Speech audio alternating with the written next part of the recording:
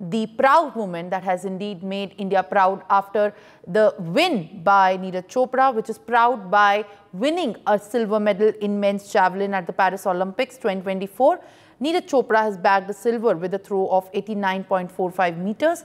His best throw came on the second attempt, but he struggled with 4 consecutive foul throws, which prevented him from winning gold. Pakistan's Arshad Nadeem has secured the gold medal, marking his country's first individual gold at the Summer Games. With this, the silver medal, Neeraj joins an elite list of Indian athletes who have won multiple medals at the Olympics in the individual sport. At Tokyo Olympics, Neeraj Chopra clinched a gold medal. He became the first Indian track and field athlete to win a gold in Olympics. In June 2022, he created a national record at the Paavo Nurmi Games in Finland and created a personal best of 89.30 meters, which is now surpassed at the Paris Olympics with his throw of 89.45 meters in Paris Olympics. Neeraj also earned an historic silver medal at the Oregon World Championship with a throw of 88.13 meters on his 4th attempt. He marked India's second medal at the World Athletic Championship. In the same year, he clinched first place at the Diamond League with a throw of 89.09 meters. Neeraj became the first Indian to do so. In 2023, he continued the streak by claiming the top spot in the Doha Diamond League in 2023. In the same year, in May, he reached another milestone by achieving the first position in the men's javelin throw ranking by World Athletics for the first time. He has also won a gold in the Asian Games. This was Neeraj's second consecutive gold in the Asian Games, viewers. All right, joining me on the broadcast on the continuous coverage of Neeraj Chopra's win at the Paris Olympics is Pritam Tokas, who is the international boxing official and international boxing referee. And another one is Amit Khanna, who is the former athlete. I appreciate you both joining me on the broadcast, especially when we talk about the win that has been secured by India's golden boy, and he scripted the history once again in Paris. So I'll starting with the broadcast of the former athlete at the moment in Pritam. प्रीतम जी, जिस तरीके से नीरज चोपड़ा की performance की बात की जाए, निरंतर दुनिया भर से, चाहे हम इंडिया की पॉलिटिकल लीडरशिप से बात करें या दुनिया भर के एथलीट्स की बात करें, ये उनका बेस्ट थ्रो बताया जा रहा है. फिर भी इंडिया को सिल्वर मिला है. तो कहीं ना कहीं स्पोर्ट्स फ्रेटर्निटी में, जैवलिन थ्रो में जो उनसे उम्मीदें थी, क्या लगता है कि वो कहीं ना कहीं कम रह गई हैं? कोई उम्मीद ऐसी थी जो पूरी शायद नहीं हो पाई है? जी बिल्कुल, जैसे नीरज चोपड़ा ने अपना पूरा बेस्ट दिया था. जैसे आप कल हम देख रहे थे, काफी थ्रोज उनके रेड फ्लैग के साथ गए थे. हम सोच रहे थे कि और भी बेस्ट हो सकता है. जैसे इनका ये बेस्ट से बेस्ट थ्रो करा था कल उन्होंने. हमारी पूरा देश ये सोच रहा था कि कल शायद नीरज चोपड़ा 93 फेंके. जी, लेकिन इस समय सबसे बड़ी जो अहम बात है वो ये है कि उनका जो ओपोनेंट था वो पाकिस्तान से था और पहला मेडल भी पाकिस्तान के ही किटी में गया है. तो कहीं ना कहीं स्पोर्ट्स में ये भी देखा जा रहा है, क्या कहीं पे उनकी परफॉर्मेंस में और इम्प्रूवमेंट हो सकती थी? क्योंकि नीरज चोपड़ा से अगर हम पेरिस ओलंपिक्स की बात करें तो स्पेशली सबसे ज़्यादा उम्मीदें भी थी. कहीं ना कहीं उनकी पास्ट परफॉर्मेंसेस को जब तक देखा गया हो, सबको यही एक्सपेक्टेड था कि इस टाइम पे गोल्ड पक्का है. जी बिल्कुल, हमारी उम्मीदें बहुत ज़्यादा थी कि नीरज चोपड़ा गोल्ड दोबारा से लेके आएंगे भारत के लिए. और कहीं ना कहीं एक दिन की बात होती है, कहते हैं कि आज उस खिलाड़ी का वो दिन नहीं था. हाँ जरूर, पाकिस्तान का गोल्ड आया और ये सबसे बड़ी एक, चाहे इस पे कंपटीशन कह रहे, इंडिया पाकिस्तान अपने आप में ही एक बहुत बड़ा कंपटीशन है. और मेरे हिसाब से जब लाइफ में, मेरे ख्याल जब से ओलंपिक का है, शायद मेडल टैली में हम पाकिस्तान से पहली बार अभी नीचे दिख रहे हैं. पर आपको लगता है कि नीरज चोपड़ा की जब हम बात कर रहे हैं इस समय, तो उनका बेस्ट अभी आना और हमारे लिए बेस्ट उनका देखना अभी बाकी है? बिल्कुल, अभी बहुत बाकी है. नीरज चोपड़ा के अंदर अभी बहुत कुछ बचा है आगे आने. अभी और अगला जो ओलंपिक लॉस एंजलिस में होगा, उसमें नीरज चोपड़ा और भी कुछ अच्छा करके दिखाएंगे हमारे देश के लिए। जी, नीरज चोपड़ा ने जितने आज तक बड़े बड़े टूर्नामेंट्स और इंटरनेशनल लेवल पे जो कंपटीशन हुए हैं, हर जगह का एक अलग प्रेशर और एक हर जगह का एक अलग ग्रिल होता है। पर ओलंपिक्स की जब बात करें तो उनकी सर्जरी को लेकर भी उन्होंने स्टेटमेंट्स दी है, क्योंकि अगर हम इस परफॉर्मेंस की बात कर रहे हैं और कहीं ना कहीं जब हम ये कंपेयर करते हैं कि इंडिया गोल्ड अभी तो नहीं ला पाई पर फिर भी सिल्वर भी गोल्ड ही लग रहा है क्योंकि नीरज चोपड़ा हैं, तो सर्जरी को लेकर आपको लगता है कि कुछ ना कुछ इम्पैक्ट हुआ है परफॉर्मेंस पे? जिस तरीके से देखा जा रहा है उनकी इंजरी सिवियर थी, फिर भी ऐसी परफॉर्मेंस हमें देखने को मिली है। बिल्कुल, देखो सर, जब आप खिलाड़ी को इंजरी होती है तो उसको रिकवरी करने में काफी टाइम लगता है, और ये अभी उन्होंने इतना अच्छा बेस्ट करके दिया है कि वो सिल्वर मेडल तक पहुंच गए हैं। अगर इंजरी ना होती तो आज Neeraj Chopra 100% fact. All right. हमें विश्वास था Neeraj Chopra. All right. I'll request you, Mr. Preetam Tokas, to be on the broadcast and continue to be on the broadcast with us while we also get a former athlete on the broadcast with us, and also let's discuss about how the performance of Neeraj Chopra has enhanced the hopes for the Indians in the coming tournaments. Amit Khanna joins me on the broadcast. जिस तरीके से अमित जी हम देख रहे हैं, प्रीतम जी ने भी बताया कि अभी बहुत लंबा जर्नी है नीरज चोपड़ा के लिए। क्या लगता है कि लॉस एंजलिस के 2028 ओलंपिक्स के लिए तैयारी और एक बेंचमार्क सेट हो गया है, या इसमें अभी और बहुत इंप्रूवमेंट है जब तक हम जैवलिन थ्रो की बात करते हैं? See, number one, I just want to clear it to my audiences that Neeraj Chopra is a legendary athlete. He has proved himself on each and every platform, whether it is Asian Games, whether it is Commonwealth Games, whether it is the World Championship, or whether it is Olympics. Now, see, winning is still okay, but maintaining that victory for 4 years, Neeraj Chopra won in Tokyo Olympics, and maintaining that form for 4 years, hats off to him, because the whole world is eyeing on him. He was struggling with a groin injury, but he recovered well in time. And why we are not celebrating, I don't understand. He's still the first ever Indian to win a silver medal in the individual athletics event. We've got all the reasons to celebrate. He did hit personal best, throw a seasonal best. He could not cross 90 meters. We have to understand that the Pakistani thrower outshined him on that particular day. And when someone, your opponent, Nadeem, like he threw 92.97 meters, that's a huge, massive throw. And that puts a lot of pressure on the competitors. And you would see, other competitors also, either they were fouling their throws. And I personally feel Neeraj did the first throw, that was a foul. And Neeraj, his main thing is that he throws the first throw the best and then puts pressure on the other competitors. But this time it happened the other way. The first throw went foul. The Pakistani threw the second throw 92.97 meters. That put a lot of pressure on Neeraj Chopra. So I think that was the issue. Now he is 26 years old. Next Olympics will be after 4 years. By that time he will be 30. So maintaining that form definitely is quite challenging, but we know Neeraj Chopra is never hesitated from challenges. He's ready to take that challenge, and I think he will be able to take his revenge back, maintaining his fitness and continue his form for that time. All right, Mr. Khanna, I would also like to understand this from you. What essentially lies in the difference between the technique when we talk about the technique scored and performed, executed by Arshad and Neeraj? Was there an advantage there, or was there a loss in Chopra's performance due to the injury when we specifically talk about it? See, it happens, it is the mind game. If you have seen Arshad throw, the first throw was foul. Second throw, he threw 92.97 meters. That put a lot of pressure on the other athletes, causing desperation to throw that much of distance. And, then the technique was getting hampered. So in javelin throw, if your angle is right, if the speed is mixed well with the correct angle, then 2-3 meters distance will not matter at all. But when such a massive throw was being thrown by the Pakistani, it put tremendous amount of pressure on all the possible throwers over there. And you would see that everybody was getting distracted with that throw, keeping that in mind, the pressure of that throw was huge. So I personally feel Neeraj would have taken small steps, thought of crossing 90 meters mark in the third throw.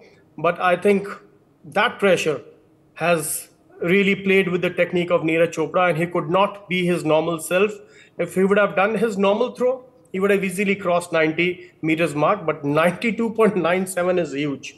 And the last throw again, if we can always say just one throw, Pakistani did 92.97, but the last throw also was 91 meters plus. So I think credit to that boy. We cannot take away his credit. He has done the best.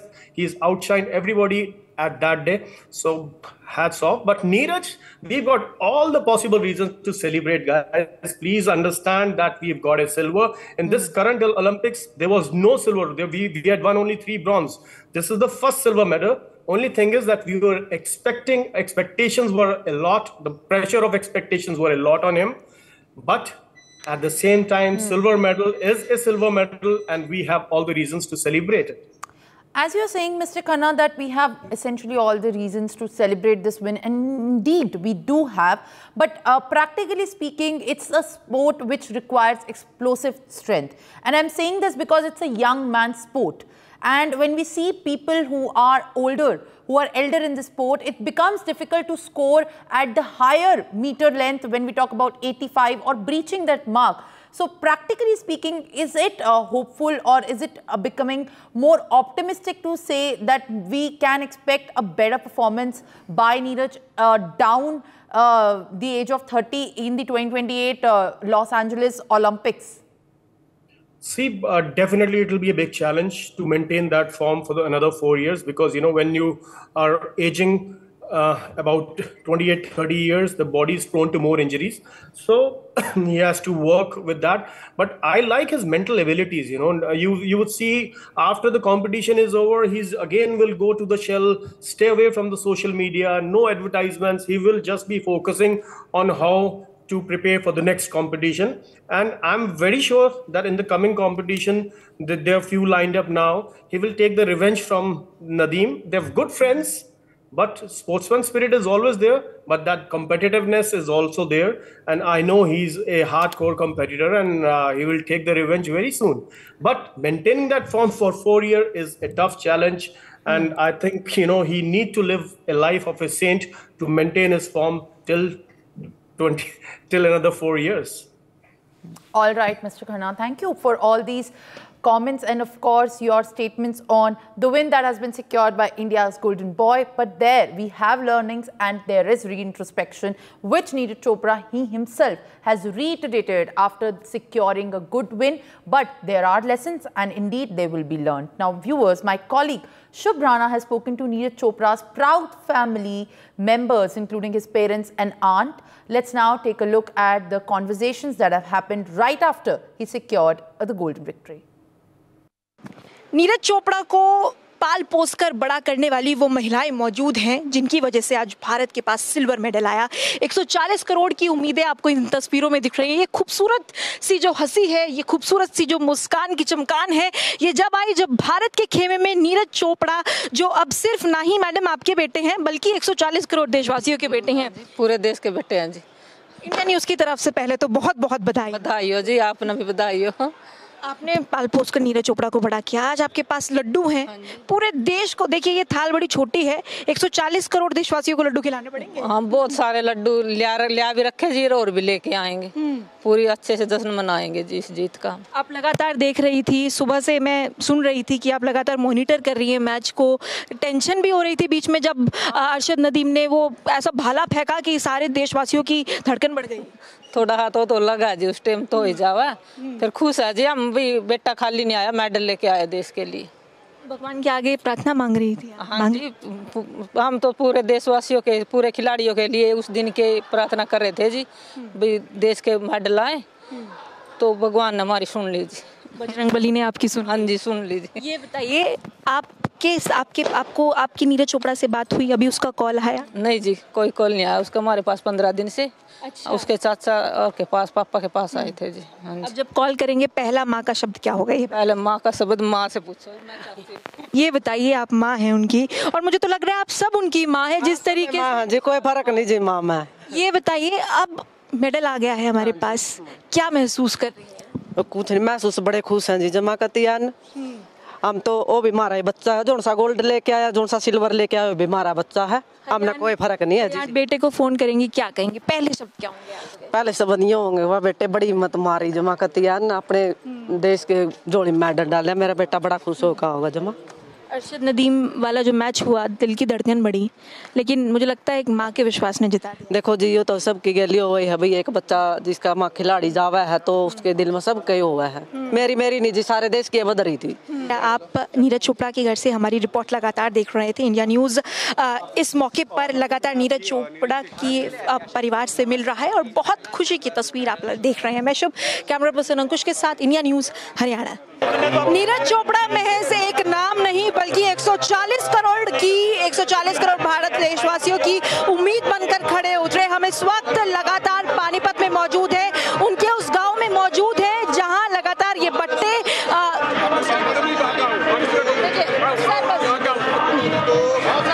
Neeraj Chopra के गांव में हम लगातार मौजूद हैं। सतीश जी, ये बताइए, आज खुशी का माहौल है, आपको लड्डू खिलाए जा रहे हैं, क्या नीरज चोपड़ा की जीत पर कहना चाहेंगे? जी बहुत बढ़िया, गुलदस्ते आपको मिल रहे हैं, क्या कहेंगे सर, कैसी फीलिंग है एक बाप के लिए? जी बिल्कुल हमारे लिए बड़े खुशी के पल हैं कि हम लोग सिल्वर मेडल जीत पाए अपने देश के लिए। उस बच्चे ने वो मेहनत की है, उसके सफल हो पाई है। सर, इंडिया न्यूज़ की टीम से आपको एक लड्डू बिल्कुल खाना पड़ेगा सर, क्योंकि बहुत बड़ी जीत है। सिल्वर मेडल पहली बार नीरज चोपड़ा को मिल रहा है। एक लड्डू सर इंडिया न्यूज़ की तरफ से आपको, थोड़ा सा। मैं थोड़ा सा ही लूंगा। अच्छा सर, ये बताइए, पाकिस्तान के साथ मैच था, कहीं ना कहीं अरशद नदीम जो है उन्होंने दिलों की धड़कनें बढ़ाई, उस पर क्या कहेंगे?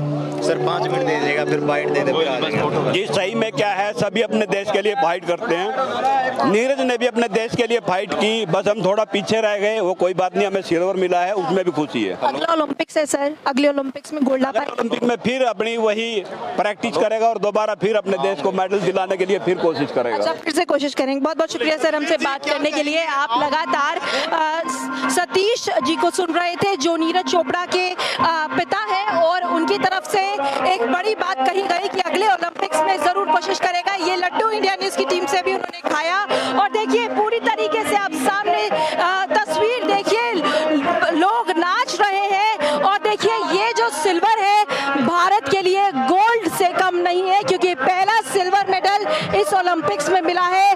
बेहद खुशी है, और देखिए खुशी के माहौल के साथ यहाँ नाच गाना भी हो रहा है। ये गांव अब नीरज चोपड़ा के नाम से जाना जा रहा है, और देखिए खुशी की तस्वीर, लड्डू लगातार बट रहे, वो आप यहाँ देख रहे हैं। मैं शुभ, कैमरा पर्सन अंकुश के साथ, India news Haryana. Well, celebrations continue to break out in the countrywide after Neeraj Chopra's win has got a silver medal in the kitty of India at the Paris Olympics. My colleague Shubh Rana has also filed a ground report from outside Neeraj Chopra's house where the celebrations were breaking out yesterday. Now let's take a look. देखिए, आप लगातार खुशी की लहर जो है वो लगातार नजर आ रही है। सिल्वर मेडल इंडिया के पास आ गया, और देखिए मिठाई बांटी जा रही है। इनसे पूछेंगे, आप मिठाई बांट रहे हैं, इंडिया का सिल्वर मेडल आ गया, कैसा हमें बहुत खुशी है। भाई के पास पहले गोल्ड था, पर एक दुख है कि आज गोल्ड नहीं आ पाया, जिसकी वजह से हम इसमें बहुत आहत है कि आज भाई का मेडल नहीं आ पाया। पर हमें खुशी भी है, भाई ने सिल्वर मेडल जीता, पोडियम फिनिश करी और सेकंड रहा। कोई नहीं, किसी कारणवश आज भाई ने नहीं रहा। नेक्स्ट ओलंपिक भाई दोबारा गोल्ड लाएगा और 90+ लाएगा। हरियाणा के देसी घी के लड्डू आप बांट रहे हैं, दर्शकों को भी खिलाइए, और देखिए बहुत। जी बिल्कुल, हमारे लिए गर्व की बात है। हम उम्मीद तो गोल्ड लेके आए थे, पर क्या किसी कारणवश अगर भाई का नहीं आया तो हम इस बात से बहुत आहत है। विनेश को भी ये मेडल समर्पित है, विनेश फोगाट। विनेश हमारे लिए गोल्ड मेडल विजेता है। किसी कारणवश 10 ग्राम अगर उसका 100 ग्राम वेट अगर एक्सेस हुआ, उस पे ओलंपिक एसोसिएशन और हमारे प्रधानमंत्री नरेंद्र मोदी को संज्ञान लेना चाहिए। मैं खिलाड़ी हूँ, इंटरनेशनल प्लेयर जेवलिन थ्रो का हूँ, तो मुझे पता है एक पीड़ा होती है एक खिलाड़ी की। संजय गालन, ये जो लड्डू है